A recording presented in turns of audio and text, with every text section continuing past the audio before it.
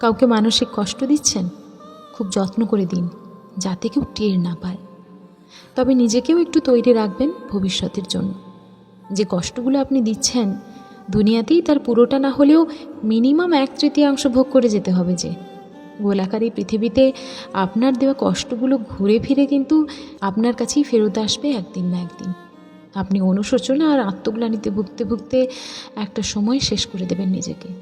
হয়তোবা আপনার সোকল্ড ইগোর জন্য এই মানুষটার কাছে মাপ চাইতেও পারবেন না। সবারই মনে রাখা উচিত, মানুষের দীর্ঘশ্বাস খুব খারাপ জিনিস। সামনে এগোতে গেলে শিকলের মতো পা জড়িয়ে টেনে ধরে। কেউ অভিশাপ না দিলেও রুহের হায় বলে একটা কথা আছে, ইংরেজিতে যাকে রিভেঞ্জ অফ নেচার বলে।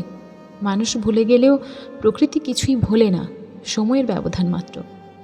কেউ নিজে দোষ করে উল্টে আপনাকে অপবাদ দিয়েছে, আপনার শ্রম সফলতার স্বীকৃতি দিল না, ক্ষমতার দাপট দেখিয়ে ন্যায্য হিস্সা থেকে আপনাকে বঞ্চিত করেছে, কথার বাণে আপনাকে করেছে ক্ষতবিক্ষত। করুক না, জরুরি না যে সব কিছুর উত্তর আপনাকে এখনই দিতে হবে। কিছু উত্তর সময়ের উপর ছেড়ে দিন না, দেখুন না কি হয়।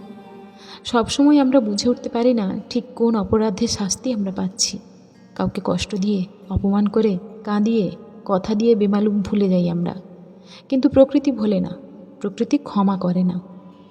এই মুহূর্তে আপনি যার সাথে ইচ্ছাকৃতভাবে অন্যায় করে নিজেকে জয়ী ভেবে বেশ ফুরফুরে মেজাজে আছেন, মনের আনন্দে ঘুরে বেড়াচ্ছেন, সে হয়তো প্রতিবাদ করবে না, কিন্তু তার নীরবতা, কষ্ট থেকে আসা দীর্ঘশ্বাস আপনার সাথে বোঝাপড়াটা সঠিক সময়ের করে নেবে। কারণ মহান সৃষ্টিকর্তা কাউকে ঠকান না, তিনি কারোর একার না, তিনি হলেন সবার।